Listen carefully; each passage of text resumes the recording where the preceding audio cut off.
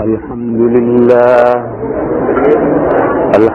لله نحمده ونستعينه ونستغفره ونؤمن به ونتوكل عليه ونعوذ بالله من شرور أنفسنا ومن سيئات أعمالنا من يهده الله فلا مضل له ومن يضلله فلا هادي له ونشهد أن لا إله إلا الله وحده لا شريك له ونشهد أن سيدنا ومولانا وحبيبنا وشفيعنا محمدا عبده ورسوله أرسله إلى الناس كافة بشيرا ونذيرا وداعيا إلى الله بإذنه وسراجا منيرا صلى الله تعالى عليه وعلى آله وصحبه وبارك وسلم تسليما كثيرا كثيرا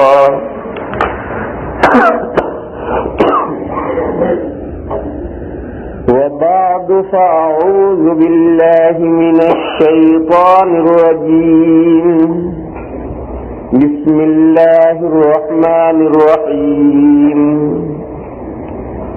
ألف لام ميم ذلك الكتاب لا ريب فيه هدى للمتقين الذين يؤمنون بالغيب ويقيمون الصلاة ومما رزقناهم ينفقون والذين يؤمنون بما أنزل إليك وما أنزل من قبلك وبالآخرة هم يوقنون أولئك على هدى من ربهم وأولئك هم المفلحون صدق الله مولانا العظيم. بزرگوں اور بھائیوں اور معزز خواتین،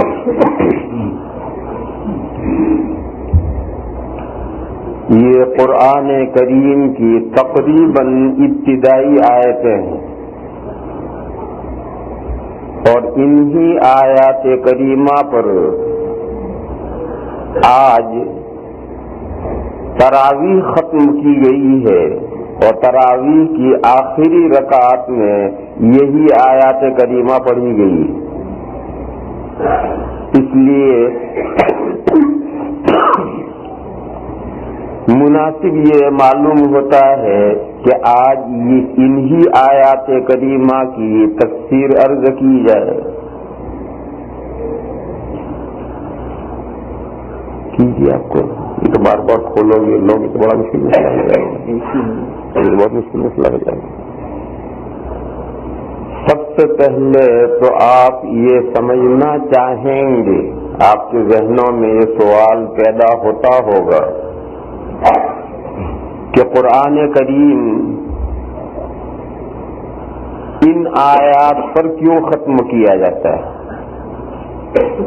بہت سے جو پڑھے لکھے حضرات ہیں ان کو تو یہ بات معلوم ہوگی، لیکن بہت سے بھائیوں کو یہ بات معلوم نہیں ہوگی اور ان کے ذہنوں میں یہ بات آتی ہوگی کہ یہ طریقہ کیوں ہے کہ تراویح میں قرآن کریم ایک طرف ختم کرتے ہیں اور پھر اسی تراویح میں دوسری رکعت میں قرآن کریم دوسری طرف سے شروع بھی کر دیتے ہیں. تو اس میں کیا حکمت اور مصلحت ہے اور ایسا کیوں کیا جاتا ہے؟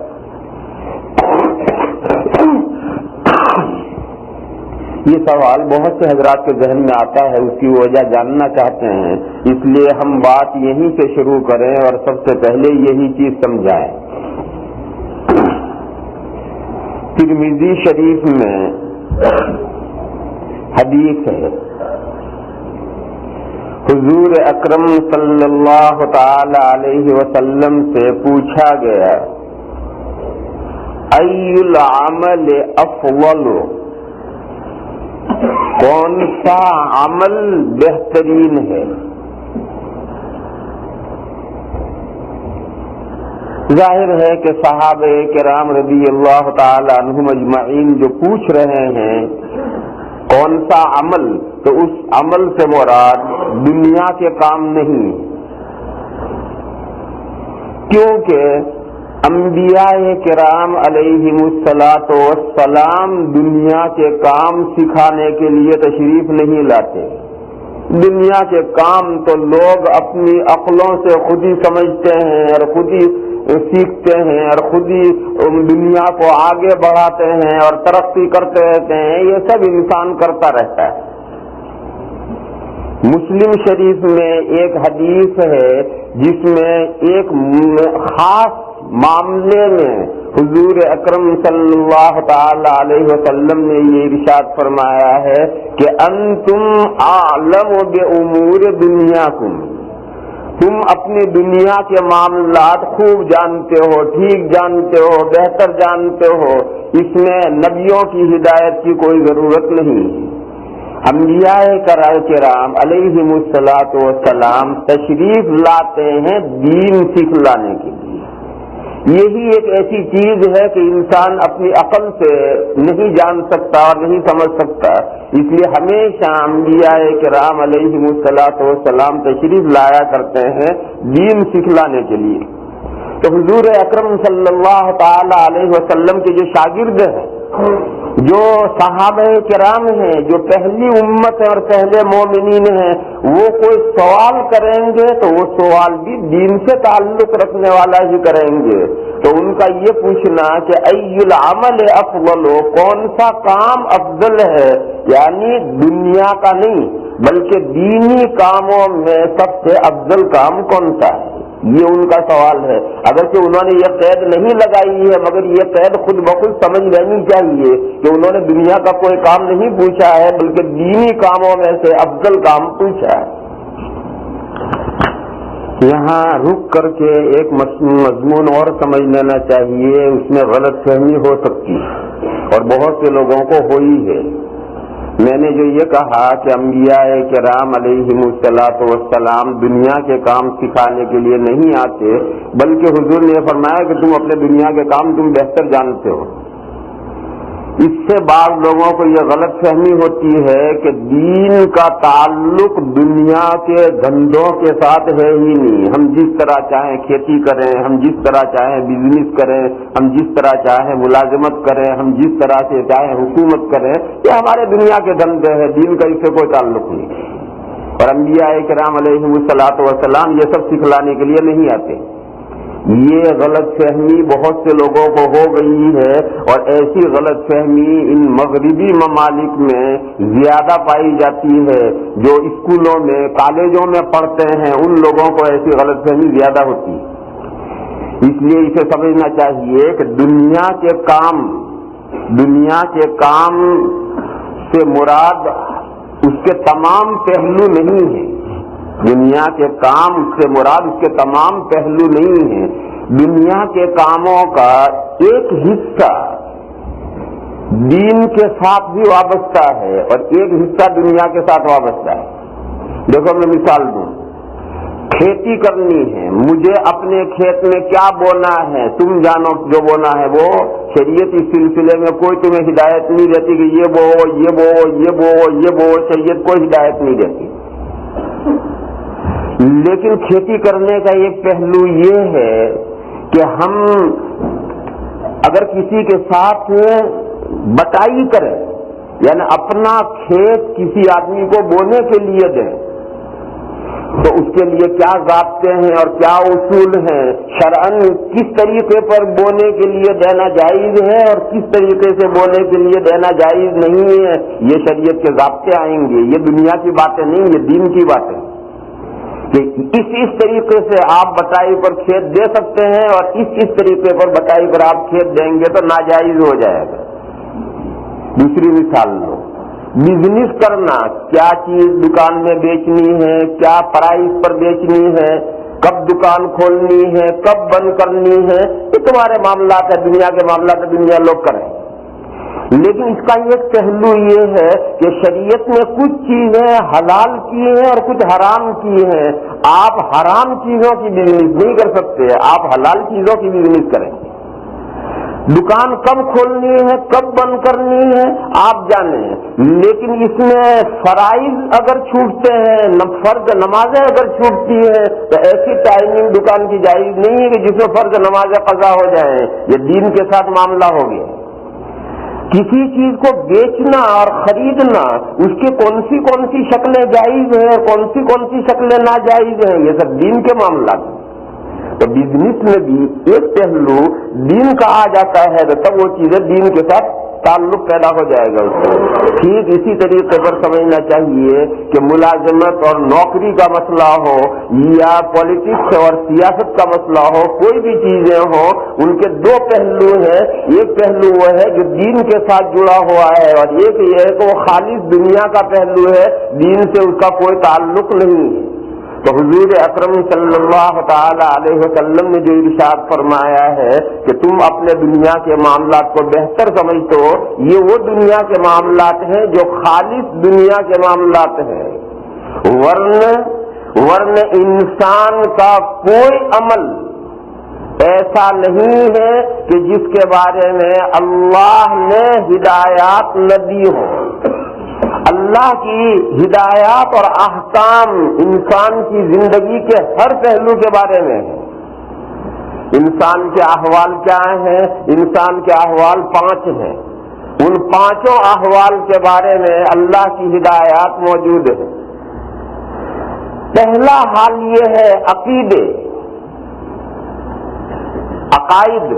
عقائد کیا صحیح عقیدے ہیں اور کیا رونگ اور غلط عقیدے ہیں، اللہ نے اس کے بارے میں قرآن و حدیث میں ہدایت دی.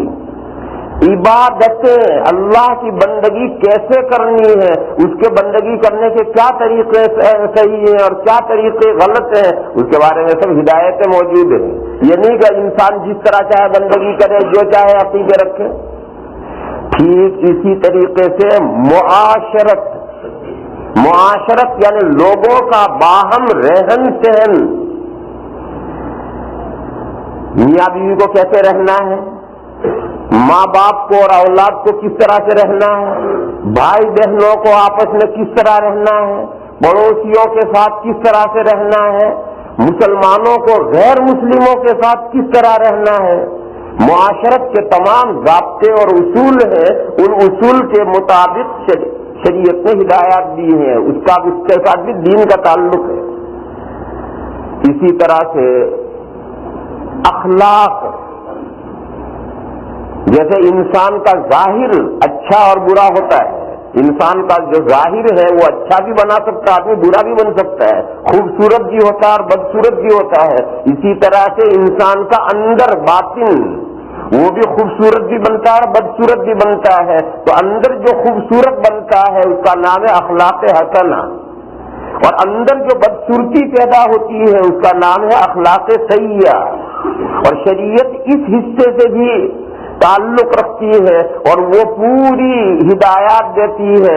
حضور اکرم صلی اللہ تعالی علیہ وسلم نے ارشاد فرمایا ہے کہ بعثت لأتمم مکارم الاخلاق، میں اس لیے آیا ہوں کہ تمام اچھے اخلاق اپنی امت کو سکھلا دوں اور اپنی امت کو اچھے اخلاق کے ساتھ مزین کر دوں. تو غرض ان سب چیزوں کے ساتھ ان کا اللہ کے دین کا تعلق ہے. پھر دنیا کی چیزیں کیا رہ گئی؟ دنیا کی چیزیں یہ رہ گئی کہ شریعت نے یہ کہا کہ تم میاں بیوی اس طرح رہیں. اب یہ کہ ہمیں گھر کیسا بنانا ہے، 1 منزلہ بنانا ہے، 2 منزلہ بنانا ہے، 1 بیڈ روم کا بنانا ہے، 2 بیڈ روم کا بنانا ہے، یہ دنیا کی باتیں ہیں، تم جانو اپنی سہولتیں اور گنجائش ہے. لیکن اس گھر کے بنانے کے لیے آپ جو چیزیں خرید کر لائیں گے وہ جائز ہوں گی یا ناجائز ہوں گی، اس میں شریعت دخل دے گی اور شریعت اس میں احکام دے گی. تو تو اس لیے اس سلسلے میں یہ غلط فہمی نہیں ہونی چاہیے کہ دین کا تعلق انسان کی دنیا کے ساتھ ہے ہی نہیں. دنیا کے کاموں کا ایک پہلو وہ ہے جس کا تعلق دین کے ساتھ ہے اور دین اس کے اندر ہدایات دیتی ہے اور اس کے سلسلے میں تمام احکامات ہیں. یعنی یوں سمجھو کہ مومن کی زندگی کا ہر پہلو دین کے ساتھ ٹچ ہے. جو دنیا کے معاملات ہیں وہ بھی دین کے ساتھ جو ٹچ ہوتے ہیں وہاں شریعت کے احکام ہیں اور جو چیزیں شریعت کے ساتھ ٹچ نہیں ہے وہ تم جانو. آج دوپہر کو کیا پکنا ہے, شام کو کیا پکنا ہے, تمہارے خواہش ہو پکاؤ کھاؤ, ان کا دین کے ساتھ کوئی ٹچ نہیں ہے. لیکن حلال پکا کر کھا رہے ہیں یا حرام پکا کر کھا رہے ہیں یہ پہلو دین کے ساتھ ٹچ ہے. تو صحابہ کرام رضی اللہ تعالی عنہم اجمعین نے سوال کیا ای العمل افضل, کون سا عمل بہترین ہے؟ حضور اکرم صلی اللہ تعالی علیہ وسلم نے جواب دیا کہ الحال المرتحل.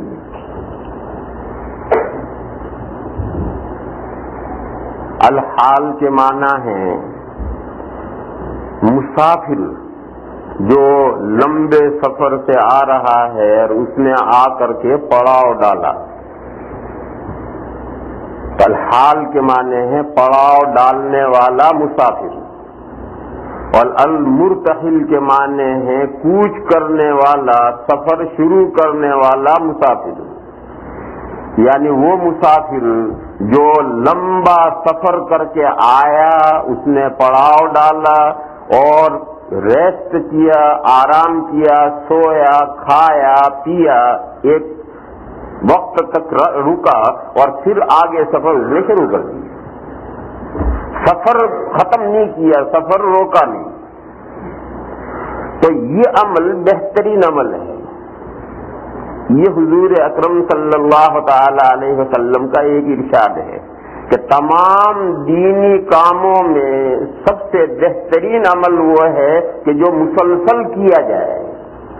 بخاری شریف کی حدیث ہے, حضور اکرم صلی اللہ تعالی علیہ وسلم کا ارشاد ہے کہ خیر العمل ما دیم علیہ, بہترین عمل وہ ہے جو پابندی کے ساتھ کیا جائے. کیوں وہ بہترین عمل کیوں ہے؟ اردو کی مثل ہے کہ قطرہ قطرہ دریا شود. قطرہ قطرہ اکٹھا ہو کر کے سمندر بن جاتا ہے. کنکر کنکر اکٹھے کریں گے تو پہاڑ بن جائے گا. تھوڑا تھوڑا عمل بھی مسلسل ہوتا رہے گا تو بہت سارا ہو جائے گا. اور ایک مرتبہ عمل کرنے کے لیے بیٹھا, رات بھر عمل کیا اور صبح چھوڑ دیا, پھر 2 مہینے تک نام ہی نہیں لیے. پھر جوش آیا تو ایک رات کو اٹھا اور رات بھر عمل کیا اور پھر 6 مہینے کے لیے چھوڑ دیا. ایسے رات بھر عمل کرنا ہے بہرحال بہتر عمل ہے. جو کچھ رات میں کر لیا گیا وہ ٹھیک ہے, لیکن وہ آگے نہیں بڑھ سکتا ہے. آگے وہ عمل بڑھے گا جو روزانہ رات میں اٹھ کر کے 4 ہی نفلیں پڑھتا ہے, زیادہ نہیں کرتا, 4 ہی پڑھتا ہے, لیکن ہر رات پڑھتا ہے. تو جب آخر میں ٹوٹل آئے گا تو 4 والا آگے بڑھ جائے گا اور رات بھر عبادت کرنے والا پیچھے رہ جائے گا. وہ خرگوش کا اور کچھوے کا قصہ تو بچپن میں بچوں کو پڑھایا جاتا ہے, اور آپ حضرات نے بھی سن رکھا ہوگا کہ دونوں میں مقابلہ ہوا تھا. تو خرگوش دوڑا اور دوڑ کر جب بہت نکل گیا تو اس نے سوچا کہ میں نے تو بہت راستہ طے کر لیا ہے, تھوڑا سا باقی ہے, وہ ابھی دوبارہ دوڑ لگاؤں گا, پورا کروں گا. اور وہ سو گیا اور سوتا ہی پڑا رہ گیا. اور کچھوا بیچارہ آہستہ آہستہ چلتا چلتا منزل پر پہنچ بھی گیا اور خرگوش صاحب سوئے. وہ جو بچپن میں قصہ پڑھایا تھا ہمیں بچے اسکولوں میں مدرسوں میں ایک قصہ پڑھایا تھا, اس میں بڑا سبق ہے کہ چاہے تھوڑا کام ہو لیکن مسلسل ہوتا رہے تو وہ زیادہ ہو جاتا ہے. اور جوش میں بہت سارا کام کر دیا جائے اور پھر چھوڑ دیا جائے تو یہ کام جتنا کیا ہو تو ٹھیک ہے, لیکن وہ کوئی بہت کامیاب کام نہیں ہوتا ہے. تو حضور نے بھی یہی مثال ارشاد فرمائی کہ دیکھو کچھوا چلتا رہا مسلسل, اس نے سفر نہیں روکا تو منزل پر پہنچ گیا, اور خرگوش بیچ میں سوتا رہ گیا. تو حضور نے فرمایا کہ وہ مسافر جس نے سفر کرتے کرتے تھک گیا تو اس نے پڑاؤ ڈالا. ہر آدمی سفر میں جب تھکتا ہے روزانہ ایک مخصوص مقدار ہی چلتا ہے، اور جب تھکتا ہے تو سفر روکتا ہے، پڑاؤ ڈالتا ہے، کچھ وقت آرام کرتا ہے، سوتا ہے، کھاتا ہے، پیتا ہے، آرام کرتا ہے، پھر تازہ دم ہو کر کے پھر آگے سفر اس سے شروع کرتا ہے۔ ایسے جب وہ پڑاؤ ڈالتا ہے تو سفر آگے شروع کر دیتا ہے، وہ منزل تک پہنچ جائے گا۔ اور جو کسی منزل پر تھک کے اس نے پڑاؤ ڈال دیا اور وہیں کہ وہیں پڑا رہ گیا تو بس وہیں پڑا رہ گیا، منزل پر کبھی نہیں پہنچے گا۔ یہ ایک قاعدہ کلیہ حضور اکرم صلی اللہ تعالی علیہ وسلم نے بیان فرمایا ہے تمام دینی کاموں کے لیے، کسی ایک کام کے لیے نہیں، تمام دینی کاموں کے لیے یہ قاعدہ کلیہ بیان فرمایا ہے کہ وہ دینی کام بہتر ہے کہ اس کام کو آدمی کرے اور پورا ہوتے ہی پھر اگلا دوبارہ شروع کر دے، پھر اگلا پورا کرے تو پورا کر کے اگلا پھر شروع کر دے۔ دینی کام کا کوئی اینڈ ہی نہیں ہے، جب تک ہمارے جسم میں جان ہے وہاں تک تو مسلسل دینی کام کرتے رہنا ہے۔ تو خیر العمل ما دیم علیہ، بہترین کام وہ ہے جو پابندی سے کیا جائے، اور تھوڑا کام بھی اگر پابندی سے کیا جائے تو وہ زیادہ ہو جاتا ہے۔ یہ ایک شریعت میں قاعدہ سمجھایا گیا ہے۔ اس قاعدے کی 2-4 مثالیں آپ لیں۔ ایک آدمی دینی کتابوں کا مطالعہ کرتا ہے اور اس نے روزانہ آدھا گھنٹہ یا 1 گھنٹہ دینی کتابوں کے مطالعے کے لیے مخصوص کر لیا ہے کہ مجھے 24 گھنٹے میں سے آدھا گھنٹہ یا 1 گھنٹہ مجھے دینی کتاب کا مطالعہ کرنا ہے۔ اب اس کے ہاتھ میں ایک کتاب آئی حضرت تھانوی قدس سرہ کی تعلیم الدین، اور اس نے روزانہ وہی آدھا گھنٹہ، پونا گھنٹہ، 1 گھنٹہ جو اس کا معمول ہے اس وقت کے اندر اتنا پڑھتا ہے، اور جہاں پہنچا وہاں نشان رکھ کر کتاب بند کر کے رکھ دیتا ہے۔ اگلے دن پھر کھولتا ہے، جہاں نشان ہے وہاں سے گھنٹہ پر پڑھ کر کے جہاں پہنچا وہاں نشان بند کر رکھ دیا۔ یہ ہوتے ہوتے 10 دن میں، 15 دن میں، مہینے میں، بہرحال کسی نہ کسی دن وہ کتاب تعلیم الدین ختم ہوگی۔ اب کیا کرنا ہے؟ اب دوسری کتاب لاؤ اور دوسری کتاب لا کر کے شروع کر دو۔ یہ نہیں کہ کتاب پڑھ کر کے چھوڑ دی، اب 6 مہینے تک کسی کتاب کا نام ہی نہیں لے رہے، کچھ پڑھ ہی نہیں رہے، سوچ رہے ہیں کہ کتب خانے میں جاؤں گا، کوئی کتاب لاؤں گا، کوئی دینی کتاب پڑھوں گا۔ یہ غلط طریقہ ہے۔ صحیح طریقہ یہ ہے کہ آج آپ نے یہ کتاب ختم کی ہے تو اگلے دن جو دینی کتاب پڑھنے کا وقت آئے تو وہاں تک کوئی نہ کوئی دینی کتاب لا کر اس کا مطالعہ جاری کر دو۔ اگر ایسا کرو گے تو زندگی کا ایک حصہ گزرتے گزرتے دین کے بڑے علامہ بن جاؤ گے، دین کی تمام ضروری باتیں سیکھ لو گے۔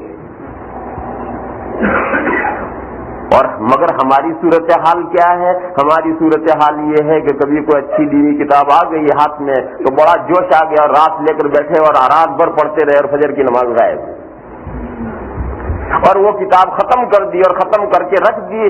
پھر 6 مہینے گزر گئے، سال بھر گزر گیا، پھر کوئی دوسری دینی کتاب اٹھائی نہیں۔ یہ جو طریقہ ہے کہ بہت سارا پڑھ لیا اور پھر کچھ بھی نہیں کیا، یہ پڑھنے کا طریقہ صحیح نہیں ہے۔ صحیح طریقہ وہ ہے کہ آپ کے وقت میں آسانی کے ساتھ جتنی گنجائش ہے اتنا وقت ٹائم مقرر کر دو کہ مجھے اتنا ٹائم روزانہ مطالعہ کرنا ہے، اور کوئی دن ناگاہ نہیں ہونا چاہیے۔ یہ کتاب پوری ہو گئی اور اس کے بعد دوسری کتاب لا کر پھر شروع کر دو آگے مطالعہ۔ تو اس طرح سے ہوتا ہوتا بہت کچھ دین جان لیتا ہے آدمی۔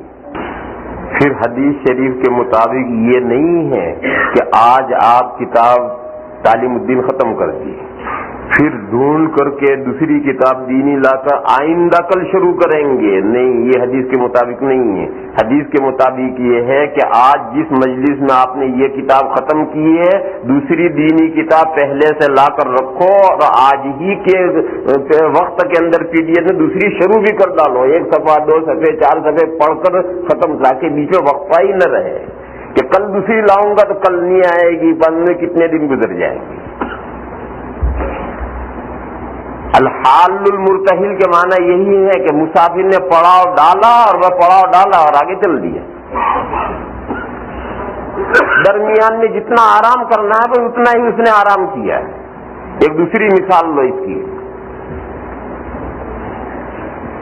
تبلیغ کے لیے ایک آدمی نکلا، ایک چلہ کم زیادہ اللہ کی توفیق سے اس نے دیا اور دے کر گھر آیا، اور گھر آ کر کے بسترا اس نے کھول دیا اور قصہ ختم۔ اب آگے جانے کا اس کا ارادہ ہی نہیں، یا ارادہ تو جاؤں گا جاؤں گا جاؤں گا جاؤں گا جاؤں گا چلتا رہتا ہے۔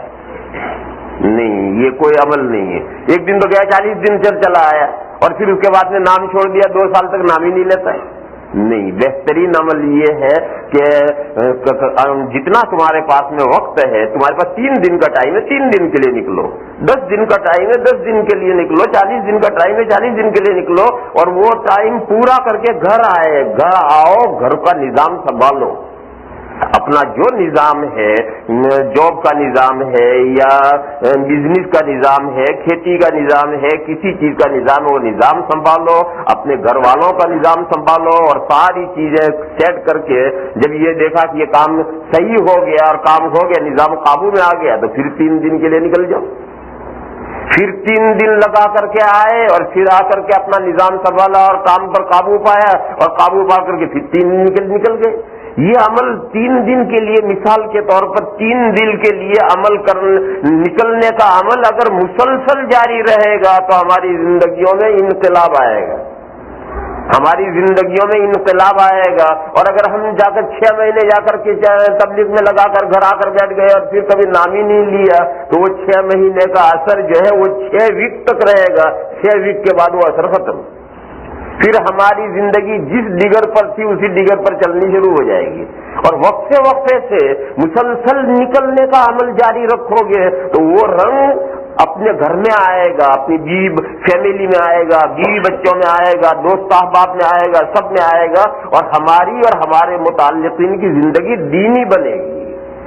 تو مسلسل عمل جاری رکھنے کا یہ فائدہ ہوتا ہے۔ اور ایک سارا بہت سارا کر دیا اور پھر چھوڑ دیا تو بہت سارا کیا تھا، اس کا تھوڑی دیر اثر رہا، پھر اثر ختم ہو گیا۔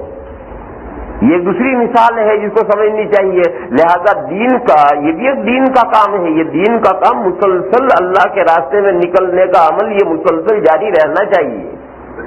پھر ہمارے ایشیا کے احوال اور یورپ کے احوال اور امریکہ کے احوال مختلف ہیں۔ ہمارے ایشیا کے احوال تو آپ حضرات جانتے ہیں کہ جہاں مسلمان بستے ہیں، سارے مسلمان ایک ساتھ بستے ہیں، نیک لوگوں کی صحبتیں بھی لوگوں کو عام طور پر ملتی رہتی ہیں، یہاں کی صورتحال بسنے کی بھی الگ ہے، سب الگ الگ بسے ہیں، نیبر میں ڈور میں کون ہے کسی کو پتہ نہیں ہے، بزرگوں کے پاس، نیک لوگوں کے پاس آنا جانا بیٹھنا اٹھنا اس کے موقع نہیں ملتے، تو آخر زندگیوں میں دین کا رنگ کیسے آئے گا؟ دین کا رنگ آنے کی شکل یہی ہے کہ دین کے کام کے لیے نکلو، دینی ماحول میں اپنا ایک وقت لگاؤ، اور ہمیشہ آدمی مسلسل نہیں رہ سکتا، آخر دنیا بھی اللہ نے ساتھ میں رکھی ہے، بیوی بچوں کی ذمہ داریاں بھی ساتھ میں رکھی ہیں، تو جتنی ہمارے پاس گنجائش ہے اتنا نکلے، پھر آ کر کے اپنی دنیا سنبھالو، دنیا سنبھال کر پھر نکلو، پھر نکل کر پھر آ کر دنیا سنبھالو۔ ایک ہاتھ میں شریعت ہو، ایک ہاتھ میں دنیا کے معاملات ہو، دونوں ساتھ میں لے کر چلنا یہ مومن کی شان ہے۔ لہذا یہ عمل جاری رکھو گے مسلسل، اللہ کے راستے میں نکلنے کا عمل مسلسل جاری رکھو گے تو ہماری زندگیوں میں انقلاب آئے گا، ہماری زندگیوں میں، ہماری فیملی کی زندگیوں میں، ہمارے متعلقین کی زندگیوں میں انقلاب اس وقت آئے گا جب یہ ہمارا عمل مسلسل جاری رہے۔ یہ برکتیں اور فائدے ہیں اس عمل کو مسلسل جاری رکھنے میں۔ قرآن کریم کی تلاوت ایک دینی عمل ہے اور بہت عظیم الشان دینی کام ہے۔ قرآن کریم کی تلاوت، قرآن کریم کا مطالعہ، قرآن کریم کی تفسیر کا پڑھنا، یہ سب دینی کام ہے۔ ایک آدمی قرآن کریم شروع سے ترتیب کے ساتھ پڑھتا ہے، روزانہ ایک پارہ ایک پارہ ایک پارہ ایک پارہ ایک پارہ، روزانہ اس کا معمول ہے ایک پارہ تلاوت کرنے۔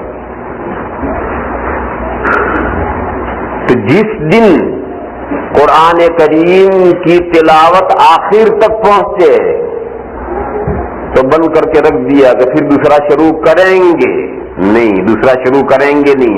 جس مجلس میں آپ کا قرآن کریم تلاوت پوری ہو جائے فوراً اسی مجلس میں ادھر سے قرآن کریم کھولو اور شروع سے نئی تلاوت شروع کر دو، اور جتنی اللہ توفیق دے اتنی کر کے ایک رکوع، 2 رکوع، پاؤ پارا، آدھا پارا، جتنا آپ کے پاس موقع ہو اتنا کر کے یہاں نشان رکھ کر کے قرآن شریف بند کر کے رکھو، کل یہاں سے تلاوت شروع ہو۔ دیکھو وہ کتابوں میں تو ایک دینی کتاب پوری ہو گئی تو آپ نے دوسری دینی کتاب شروع کر دی، قرآن کریم میں یہ نہیں ہے۔ قرآن کریم میں قرآن پورا ہو تو قرآن ہی شروع کر دینا ہے۔ قرآن کریم میں نے بتایا کہ قرآن کریم دینی عمل ہے، اور بہت قرآن کریم کی تلاوت، قرآن کریم کی کا پڑھنا، قرآن کریم کو سمجھنا، تفسیر کا مطالعہ کرنا، یہ سب دینی عمل ہے اور بہت بڑا دینی عمل ہے۔ حدیث شریف میں حضور اکرم صلی اللہ تعالی علیہ وسلم نے ارشاد فرمایا کہ لا حسد الا علی اثنین، صرف 2 ہی کام ایسے ہیں کہ جن میں حسد جائز ہے۔ پہلا کام کیا ہے؟ رجل آتاہ اللہ القرآن فہو یتلوہ آناء اللیل وآناء النہار، ایک تو وہ مومن ہے کہ جس کو اللہ نے قرآن کریم کی دولت دی ہے، اور وہ اس قرآن کریم کو دن کی گھڑیوں میں بھی پڑھتا ہے، رات کی گھڑیوں میں بھی پڑھتا ہے۔ یہ نہیں کہ ہر وقت پڑھتا رہتا ہے، نہیں، دن میں بھی موقع نکالتا ہے، اور دن کی گھڑیوں میں بھی جب جب اس کو موقع اس نے نکالے دن میں بھی پڑھتا ہے اور رات کی گھڑیوں میں بھی پڑھتا ہے۔ وَرَجُلٌ آتَاهُ اللَّهُ مَالًا فَيَتَصَدَّقُ مِنْهُ آنَاءَ اللَّيْلِ وَآنَاءَ النَّهَارِ، دوسرا وہ مومن ہے جس کو اللہ نے مال عطا فرمایا ہے، وہ اس مال میں سے دن کی گھڑیوں میں بھی خرچ کرتا ہے اور رات کی گھڑیوں میں بھی خرچ کرتا ہے، یعنی ہر وقت جب موقع آتا ہے، دن ہو تو دن میں خرچ کیا، رات کو خرچ کرنے کا موقع آ گیا رات کو خرچ کرتا ہے۔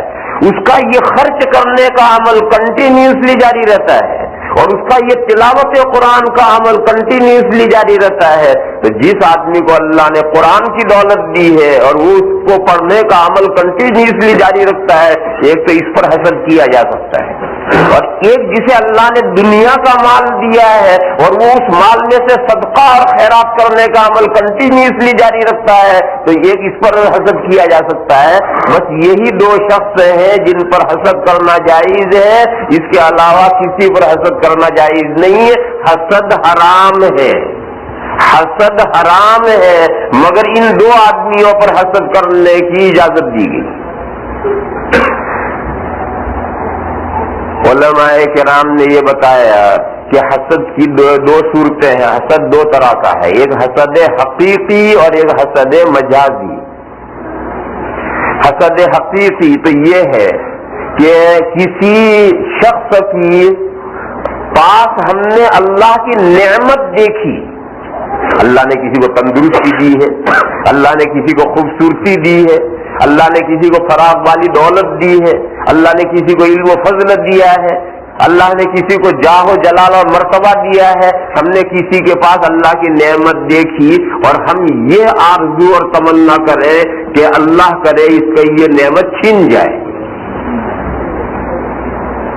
مجھے ملے یا نہ ملے اس سے کوئی بحث نہیں ہے، اس کے پاس نہیں رہنی چاہیے۔ یہ ہے حسد حقیقی، اور یہ حسد حقیقی حرام ہے، کہیں بھی جائز نہیں۔ یہ حسد حقیقی ہے اور یہ حسد حقیقی کہیں بھی جائز نہیں ہے کہ اللہ کے کسی بندے کے پاس ہم کوئی نعمت دیکھیں اور تمنا کریں کہ اللہ تعالیٰ کے نے اس کو جو نعمت دی ہے وہ نعمت اس کے پاس سے چھین جائے اور ہٹ جائے اور ختم ہو جائے۔ مجھے ملے یا نہ ملے اس سے کوئی بحث نہیں، مل جائے تو ٹھیک ہے، نہ ملے کوئی، مگر اس کے پاس نہیں رہنی چاہیے، اس کے پاس نہیں رہنی چاہیے۔ اسی کو جل مرنا کہتے ہیں، کسی کی اچھی حالت دیکھ کر جل مرنا، جسے اردو میں کہتے ہیں جل مرنا، یہ جل مرنا یہی حسد ہے، اور یہ حسد حقیقی ہے اور یہ کہیں جائز نہیں ہے، ہر چیز میں حرام ہے۔ اور ایک حسد مجازی ہے، یعنی کہنے کو وہ حسد ہے، حقیقت میں وہ حسد نہیں ہے۔ حسد مجازی کا مطلب یہ کہ وہ کہنے کو حسد کہلاتا ہے مگر حقیقت میں وہ حسد نہیں ہے۔ وہ یہ ہے کہ کسی کے پاس میں اچھی نعمت ہم نے دیکھی کہ اللہ نے کسی بندے کو نعمت دے رکھی ہے، تو ہم یہ تمنا کریں، آرزو کریں کہ کاش اللہ مجھے بھی یہ نعمت عطا فرمائے۔ اس کے پاس رہے نہ رہے، نہیں، اس کے پاس رہے، کیوں نہ رہے؟ اللہ کی نعمت جو اسے اللہ نے دی ہے وہ ضرور اس کے پاس رہے۔ اللہ کے یہاں کوئی خزانوں میں کمی تھوڑی۔ ہماری تمنا یہ ہے کہ کاش اللہ مجھے بھی یہ نعمت عطا فرماتے ہیں۔ یہ حسد کہنے کو اس کا نام حسد ہے، ورنہ حقیقت میں یہ حسد نہیں ہے۔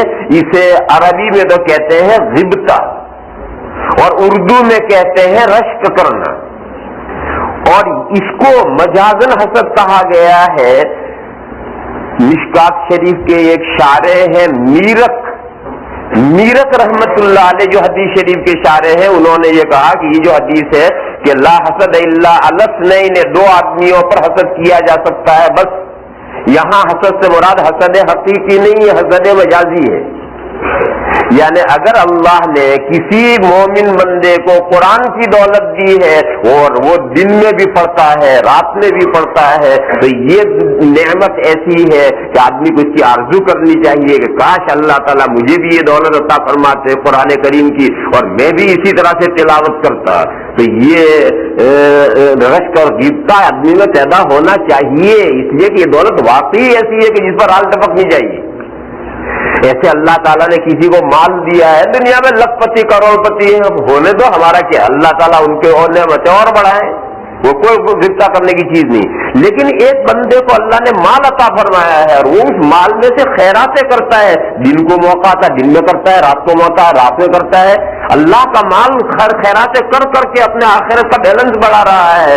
تو یہ جو مالدار کا مال ہے یہ رشک کرنے کا اور غبطہ کرنے کی چیز ہے، تمنا کرنے کی چیز ہے کہ کاش اللہ تعالیٰ مجھے بھی مال عطا فرماتے اور مجھے بھی اس طرح سے خیرات کرنے کی توفیق عطا فرماتے۔ صرف مال کچھ بیکار ہے، اللہ مجھے مال عطا فرماتے اور مجھے بھی اس طرح سے خیرات کرنے کی توفیق عطا فرماتے۔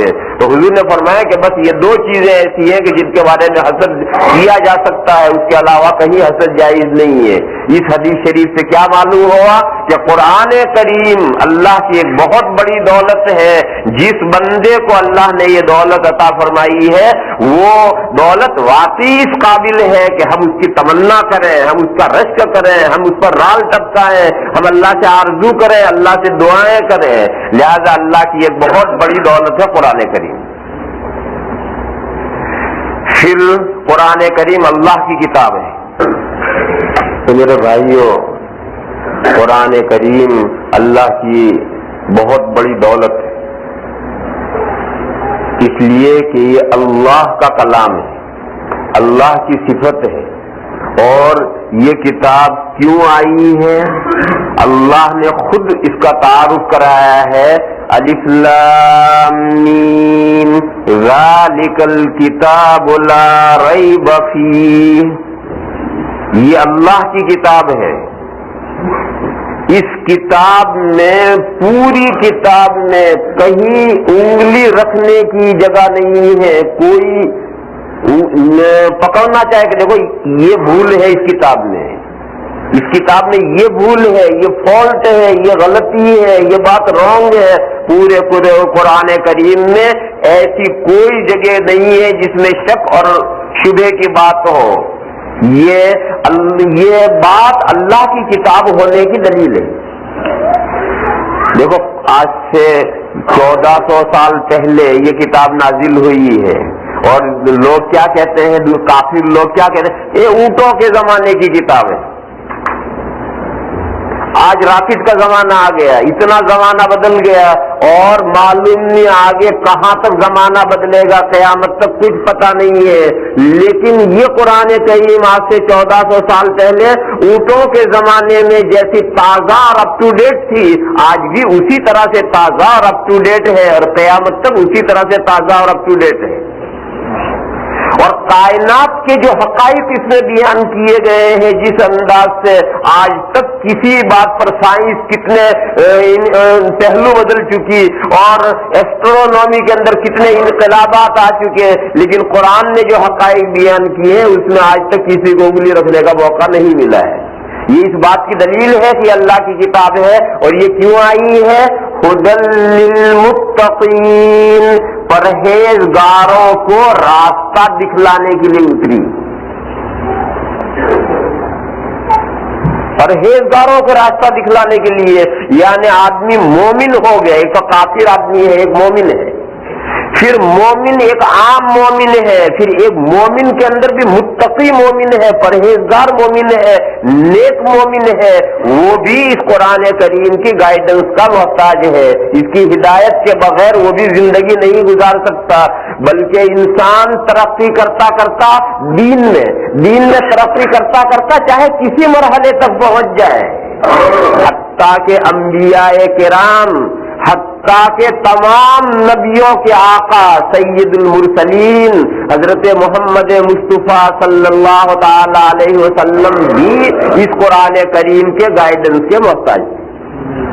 اس قرآن کریم کی رہنمائی کے بغیر بڑے سے بڑا نبی اور بڑے سے بڑا ولی اس کی رہنمائی کے بغیر زندگی نہیں گزار سکتا ہے. یہ تمام لوگوں کی رہنمائی کے لیے آئی ہے اور بڑے سے بڑے لوگ بھی اس کی رہنمائی کے محتاج ہیں. تو ایسی کتاب کے جس کی رہنمائی کے بڑے سے بڑے محتاج ہیں، اس کتاب کی اہمیت ہر کوئی سمجھ سکتا ہے. یہاں رک کر یہ سوال ہوگا کہ متقی تو متقی ہیں، پرہیزگار اور نیک لوگ تو پرہیزگار اور نیک لوگ ہیں ہی. اب انہیں قرآن کریم کی ہدایت کی کیا ضرورت ہے؟ اور قرآن کریم اگر ان کی ہدایت کرے تو قرآن کا کیا کمال ہے؟ ایک آدمی ایک منزل پر اسٹیشن جانا چاہتا ہے، وہ اسٹیشن کا راستہ جانتا ہے، خوب جانتا ہے. ایک دوسرا آدمی ملتا ہے کہ میں آئیے میں آپ کو اسٹیشن پہنچاؤں. وہ کہے بابا میں تو اسٹیشن کا راستہ جانتا ہوں. اس نے کہا پھر بھی میں آپ کو پہنچاؤں. تو کیا فائدہ اسے؟ تو اسٹیشن کا راستہ جانتا ہے. جو متقی اور پرہیزگار اور نیک لوگ ہیں وہ تو راستہ جانتے ہیں، جبھی تو متقی اور پرہیزگار ہوئے. پھر انہیں گائیڈنس کی ضرورت کیا ہے؟ قرآن کریم کا کمال تو اس وقت ہوتا ہے جبکہ بھولے بھٹکوں کو راستہ دکھاتا ہے.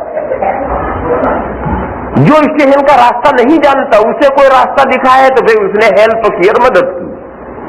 تو قرآن کریم ان تمام لوگوں کو، خاص طور پر گمراہوں کو، کافروں کو راستہ دکھاتا. تو یہ قرآن کریم کا کمال ہوتا ہے. متقیوں کو راستہ دکھانا یہ قرآن کریم کا کیا کمال ہوگا؟ یہ ایک سوال ہے، اس کا جواب سمجھ لینا چاہیے. اس کا جواب اچھی طرح سے سمجھ لینا چاہیے. قرآن کریم راہنما تمام انسانوں کے لیے ہے، صرف متقیوں کے لیے نہیں ہے. اور یہ مضمون قرآن کریم میں دوسری جگہ پر آیا ہے. دوسری جگہ پر جہاں یہ مضمون آیا ہے کہ رمضان شریف کے روزے کیوں فرض کیے گئے ہیں، باقی 11 مہینے ہیں، محرم کے روزے فرض نہیں کیے، سفر کے روزے فرض نہیں کیے، رجب کے روزے فرض نہیں کیے، رمضان کے روزے کیوں فرض کیے گئے؟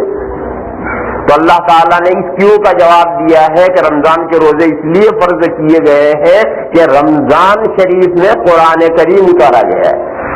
اور یہ قرآن کریم انسانیت کے لیے اتنی بڑی دولت اور نعمت ہے کہ اگر سارے انسان ہر وقت اس نعمت کا شکر بجا لائیں تو بھی شکر ادا نہیں کر سکتے، اتنی بڑی نعمت ہے. اس لیے اس مہینے کے روزے، جس مہینے میں قرآن اترا اس مہینے کے روزے فرض کیے گئے. اور اس مہینے میں دن میں بھی قرآن کی تلاوت کرو، رات میں بھی تلاوتیں کرو تاکہ قرآن کا کچھ حق ادا ہو سکے.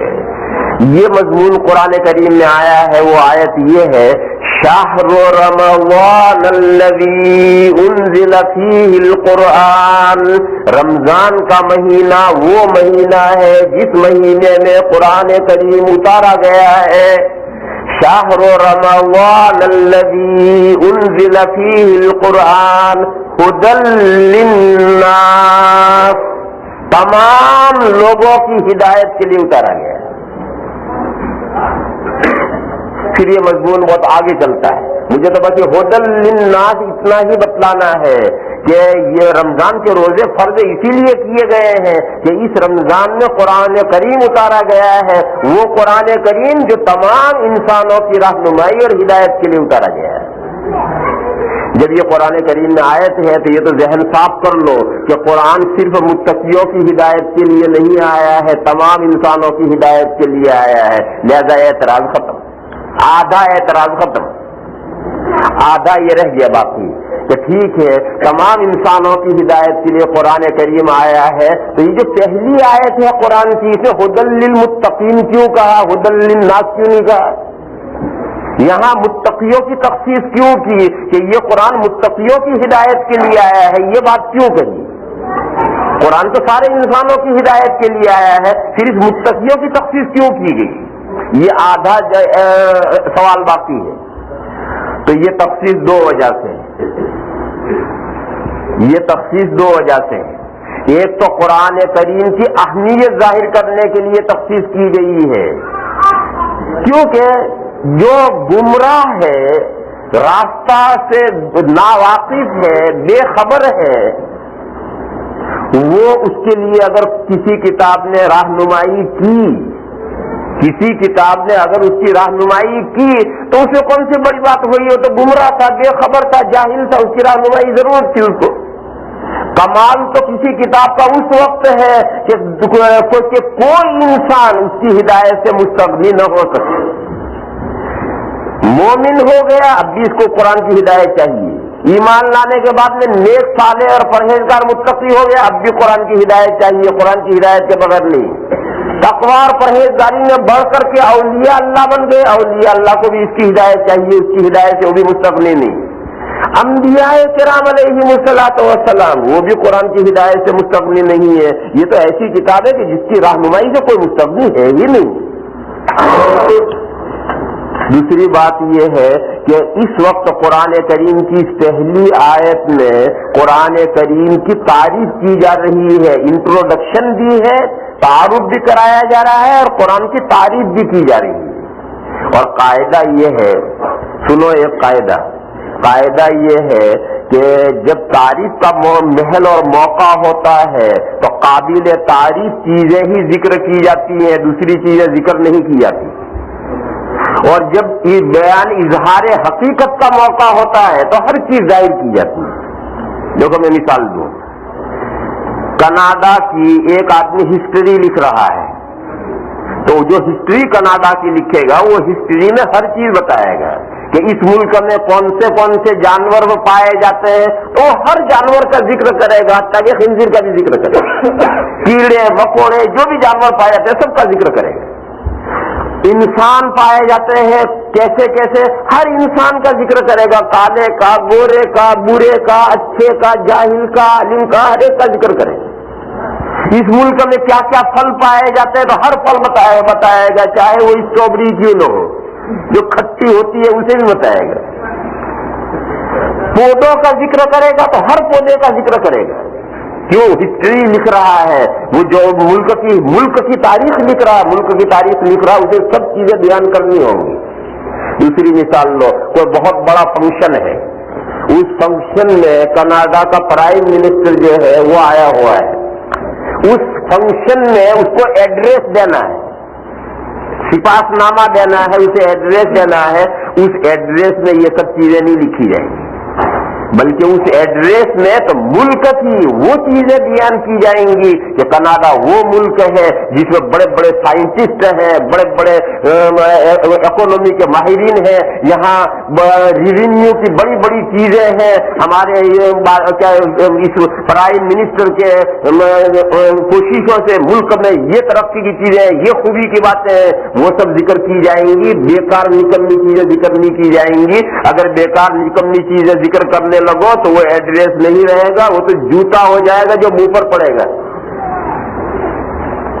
یہ دنیا کا قاعدہ ہے کہ محل تعریف میں قابل عزت چیزیں ذکر کی جاتی ہیں، قابل تعریف چیزیں ذکر کی جاتی ہیں، اور جب اظہار حقیقت کا موقع ہو تو ہر چیز کلیئر کی جاتی ہے۔ دیکھو میں اس کی ایک مثال دوں، ایک جگہ پر اللہ کی تعریف کی جا رہی ہے، قل کہیے، قل اللہم مالک الملک تؤتی الملک من تشاء وتنزع الملک ممن تشاء وتعز من تشاء وتذل من تشاء بیدک الخیر انک علی کل شیء قدیر۔ کہیے اے ملک کے مالک،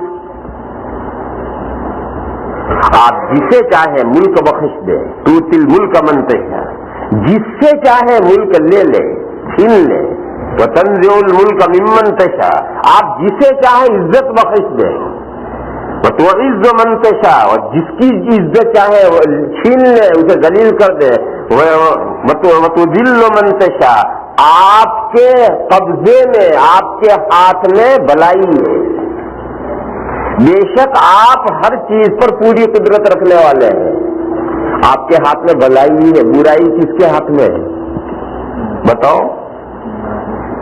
برائی کس کے ہاتھ میں ہے؟ یہ مجوسی یہ کہتے ہیں کہ دو خدا ہیں، نیکی اور بھلائی کا خدا تو اللہ ہے اور برائی کا خدا شیطان ہے۔ وہ دو خدا اسی لیے مانتے ہیں کہ بھلائی اور نیکی کا خدا تو اللہ ہے اور برائی کا خدا شیطان ہے۔ کیا اسلام یہ بات مانتا ہے؟ ہر چیز کے مالک اللہ ہے، ہر چیز اللہ ہی کی طرف سے ہے، بھلی تقدیر بھی ان کی طرف سے ہے، بری تقدیر بھی ان کی طرف سے ہے، خیر کے بھی وہی مالک ہے، شر کے بھی وہی مالک ہے۔ جب شر کے بھی وہی مالک ہے، شر کا تذکرہ یہاں کیوں نہیں کیا؟ بیدک الخیر، یہاں بات کیوں روک دی؟ بیدک الخیر والشر، والشر کیوں نہیں کہا؟ یہاں والشر نہیں کہا جا سکتا، یہاں اللہ کی تعریف ہو رہی ہے، اور اللہ کی تعریف کے موقع پر یہ کہنا کہ آپ کے ہاتھ میں شر ہے، یہ تعریف ہوئی؟ یہ تعریف نہیں، اس لیے والشر اڑا چھوڑ دیا۔ بیدک الخیر، دیکھو وہاں دو پہلو تھے، آپ جسے چاہے ملک دیں، جس سے چاہے ملک لے لیں، جسے چاہے عزت دیں، جس سے چاہے عزت چھین لیں، وہاں دونوں پہلو تعریف کے تھے، لیکن اس جگہ پر آ کر کہا کہ بیدک الخیر، شر کا ذکر نہیں کیا۔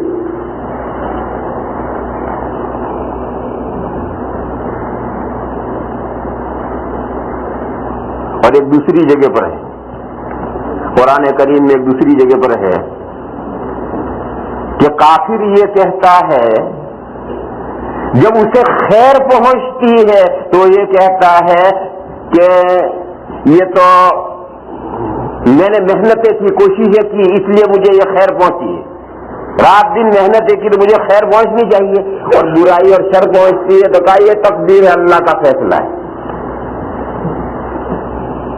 اللہ نے کہا کل من عند اللہ، آپ کہیے کہ سب احوال اللہ کی طرف سے آ رہے ہیں، تجھے خیر پہنچ رہی ہے وہ بھی اللہ کی طرف سے آ رہی ہے، تجھے شر پہنچ رہا ہے وہ بھی اللہ کی طرف سے آ رہا ہے۔ دیکھو یہاں دونوں کو کلیئر کر دیا ہے کہ خیر بھی اللہ کی طرف سے آ رہی ہے، شر بھی اللہ کی طرف سے آ رہی ہے۔ کل من عند اللہ فما لهؤلاء القوم لا يكادون يفقهون حديثا، ان پاگلوں کو ہو کیا گیا ہے جو بات سمجھتے نہیں۔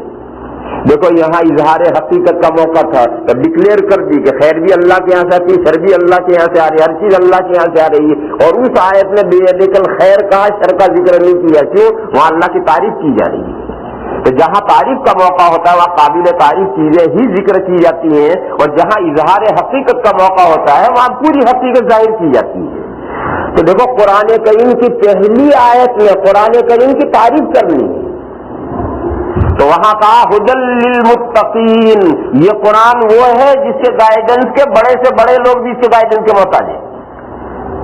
اور دوسری جگہ پر آگے قرآن کریم کی حقیقت ذکر کرنی ہے تو وہاں کہا گیا کہ ماہ رمضان میں قرآن اتارا گیا ہے، وہ قرآن جو تمام انسانوں کے کو گائیڈ کرنے کے لیے آیا ہے، ھدی للناس، تو وہاں ھدی للناس آیا یا ھدی للمتقین آیا، یہ ھدی للمتقین وہاں نہیں آ سکتا ہے اور وہ ھدی للناس یہاں نہیں لایا جا سکتا ہے، یہ فصاحت اور بلاغت کے خلاف ہو جائے۔ تو میرے بھائی اصل جو بات مختصر کر دیں، خلاصہ یہ ہے کہ قرآن کریم اللہ کی ایک ایسی نعمت ہے کہ جس کا کوئی دنیا میں بدل نہیں ہے، اور اس نعمت کا حق یہ ہے کہ آدمی ہمیشہ اسے پڑھتا ہی رہے، اس کا پڑھنا کبھی ختم ہو ہی نہیں۔ اس لیے اس حدیث شریف کے مطابق بہترین تلاوت کون سی ہے؟ بہترین تلاوت یہ ہے کہ جس دن آپ کا قرآن کریم پورا ہو اسی دن آپ اگلا قرآن کریم شروع کر دیں۔ اسی لیے یہ طریقہ چلا آ رہا ہے کہ تراویح میں جب قرآن کریم پورا ہوتا ہے تو اگلے 2 رکعتوں میں نہیں، اسی 2 رکعتوں میں 1 رکعت میں پورا کریں گے اور اگلی رکعت میں شروع کر دیں گے، تاکہ اس حدیث شریف پر عمل ہو جائے کہ خیر العمل الحال المرتحل، اس پر عمل کرنے کی کوشش ہوتی ہے۔ مگر میرے بھائیوں بہت سی چیزیں اب محض رسم بن کر کے رہ گئی ہے. کہا شاعر نے کہا ہے کہ رہ گئی رسم اذاں روح بلالی نہ رہی. اذانیں تو ساری دنیا میں ہو رہی ہیں، لیکن وہ حضرت بلال جس جذبے سے اذان دیا کرتے تھے وہ جذبے کہاں. تو بہت سی چیزیں رسم تو چل رہی ہے لیکن اس کے اندر سے حقیقت جو ہے یہ ختم ہو جاتی ہے. تو یہ بھی عمل ایک رسم کا سا رہ کر کے عمل ہو کر کے رہ گیا ہے. اور اب یہ یہاں سے قرآن یہاں لا کر مفلحون پر ختم کیا، بس اب یہاں سے آگے کب پڑھیں گے؟ اگلے رمضان میں.